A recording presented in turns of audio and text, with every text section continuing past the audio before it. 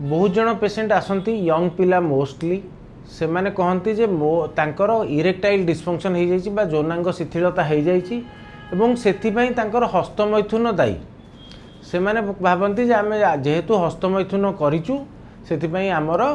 एबे erectile dysfunction हो गला। आज आम ये क्वेश्चन आंसर करवा जे हस्तमैथुन बा मास्टरबेशन जोटा को इंग्लिश रे आम कहूचे सेटा आमर इरेक्टाइल डिस्फंक्शन बा जोनांगर शिथिलता करिवो कि physiologically whether it is possible कारण आमे आमे तो साइंस कहवा पाठ कहवा फिजियोलॉजिकली एटा आमर पॉसिबल कि आपण देखंतु आम बॉडी रे भिन्न भिन्न प्रकार जिनस सिंथेसिस होची जेमति कि आमर ऊपर तल आड़ स्किन रे झाड़ सिंथेसिस होची जेतोले सिंथेसिस हला से बाहर को बाहरिबो आखिरे लुह जेतोले तयारी हला से बाहर को बाहरिबो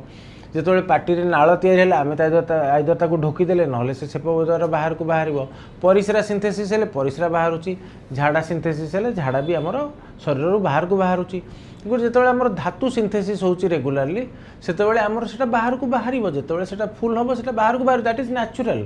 एवं बाहर को बाहरिबार दुईटा तीनटा उपाय जदि आपण सहवास कले ताले से बाहरिबो जदि आप सहवास न करूँ संपूर्ण रूपे ब्रह्मचर्य मेंटेन कर से केतबेले गोटे मन को मन बाहरी जाऊँगी राति शोला बेले बाहर जाऊँगी कौन गोटे थट आसिले हठात बाहरी जाऊँगी किंबा जो मैंने हस्तमैथुन कर निजक स्टिमुलेट करके